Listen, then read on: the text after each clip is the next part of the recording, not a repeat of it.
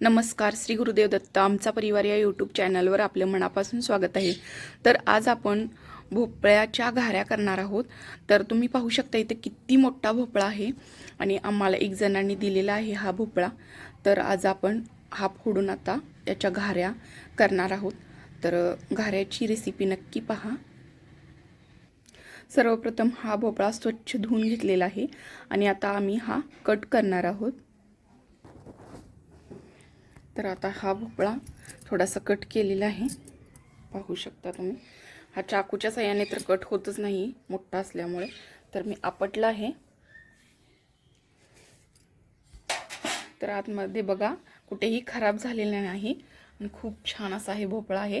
तर आतील हे सर्व भाग आपण आता काढून घेणार आहोत चमच्याच्या साहाय्याने आणि त्यानंतर आपण या भोपळ्याच्या बारीक बारीक फोडी करून खिसणीवरती खिसणार आहोत. खूप छान आणि मस्त गोड असा वास यायला लागलेला आहे, म्हणजे हा भोपळा गोडच असणार आहे.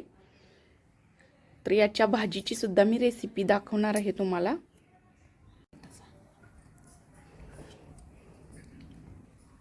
आता इथे भोपळ्याच्या मागील बाजू आणि पुढचं जे काही घाण आहे ती काढून टाकलेली आहे आणि याच्या बारीक अशा फोडी केलेल्या आहेत, म्हणजे मध्यम साईजच्या फोडी केलेल्या आहेत. आणि ते कढई तापायला ठेवलेली आहे आणि या कढईमध्ये आपण ह्या भोपळ्याच्या फोडी शिजण्यासाठी ठेवणार आहोत.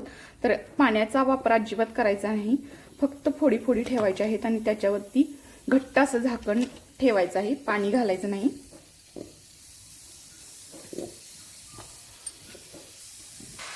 आता एवढ्या फोडी या म्हणजे कढईमध्ये बसलेल्या आहेत आणि राहिलेल्या ज्या फोडी आहेत त्या कुकरमध्ये घालणार आहोत आम्ही.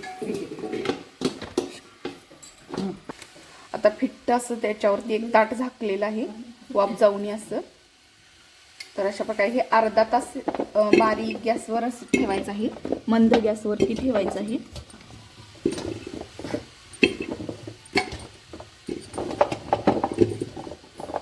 हे कुकरमध्ये घालणार आहोत राहिलेल्या फोडी. यामध्ये सुद्धा पाणी घालायचं नाही. आता कुकरचं झाकण लावून ठेवायचं आहे. नाही, मंद गॅसवरती ठेवायचं. आता बघा मस्तपैकी हा भोपळा शिजलेला आहे. जवळजवळ अर्धा पाऊण तास हा भोपळा असा शिजत ठेवलेला होता बारीक गॅसवरती आणि खूप छान पद्धतीनं हा भोपळा शिजलेला आहे. तुम्ही पाहू शकता गिर असा झालेला आहे. आणि यामध्ये आपण गूळ घालणार आहोत. या पाण्यामध्येच गूळ विरघळेल. तर आता आपण यामध्ये गूळ घालणार आहोत. तर एवढ्या भोपळ्याला किती गूळ घालायला लागेल? 2-2.5 किलो गूळ लागेल याला. तर आता तो गूळ फोडून घेऊन आपण यामध्ये घालणार आहोत. आता ह्या 2.5 किलो गूळ घेतलेला आहे. ह्या 1-1 किलोच्या ढेप आहेत आणि ही अर्धा किलोची. तर आता आपण हे फोडून घेणार आहोत. आता हा 2.5 किलो एवढा गूळ फोडून घेतलेला आहे आणि हे थोडंसं गरम आहे. त्या गरम ह्याच्यामध्येच या फोडीमध्येच आपण हा गूळ घालणार आहे, म्हणजे जेणेकरून गूळ वितळेल आपोआप. यामध्ये पाणी काहीही घातलेलं नाही. थोड्याशा फोडी गरम आहेत त्यामध्येच आपण हा गूळ घालणार आहोत आणि एकसारखं हलवून ठेवायचं आहे झाकून.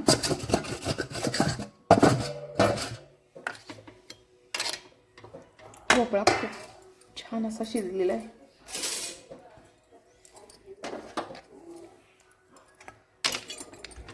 दोन कलरची गुळ आहे, एक लालसर आणि पांढरा. वेगवेगळे कलर आहे ना गुळाचे. हे पण घाला की लागलेच लागतेच हलवायला.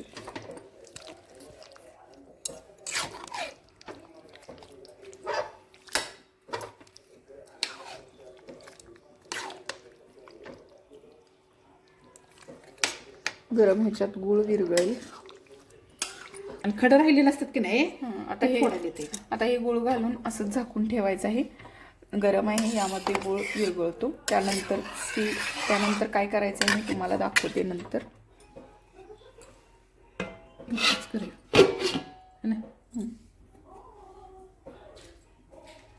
आता हे गूळ मिक्स केलेला भोपळा आपण पुरण यंत्राच्या साहाय्याने आपण गाळून घेणार आहोत.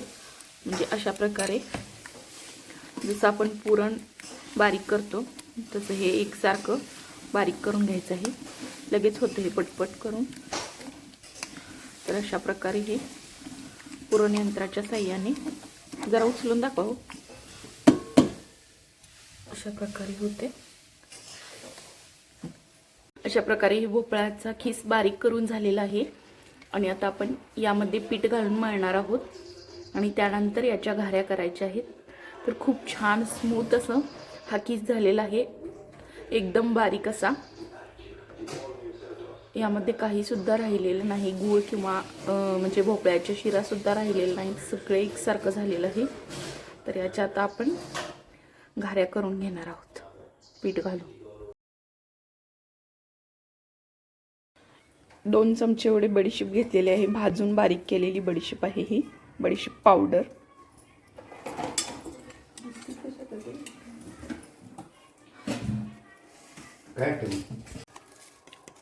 वेलदोडे 1 चमचा, वेलची पावडर आणि थोडंसं चवीनुसार मीठ.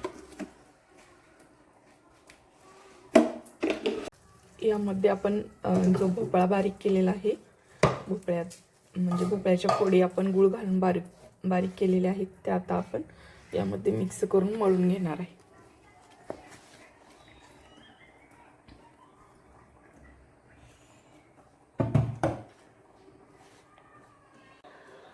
ते काळ्याकडे ठेवून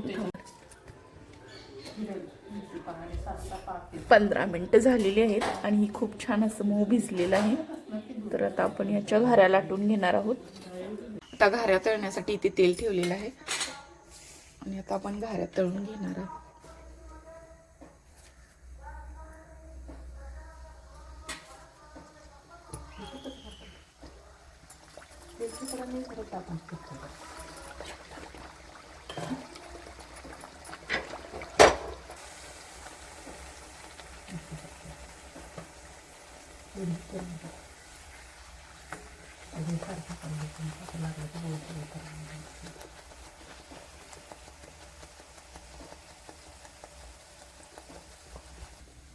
अशा प्रकारे या घाऱ्या तळून घेतलेल्या आहेत. खूप छान मऊ अशा झालेल्या आहेत घाऱ्या, पाहू शकता तुम्ही. एका साईडनं वाव जाते की नाही असं. खूप छान अशा सुरुवातीला खूप छान अशा घाऱ्या झालेल्या आहेत या मऊ.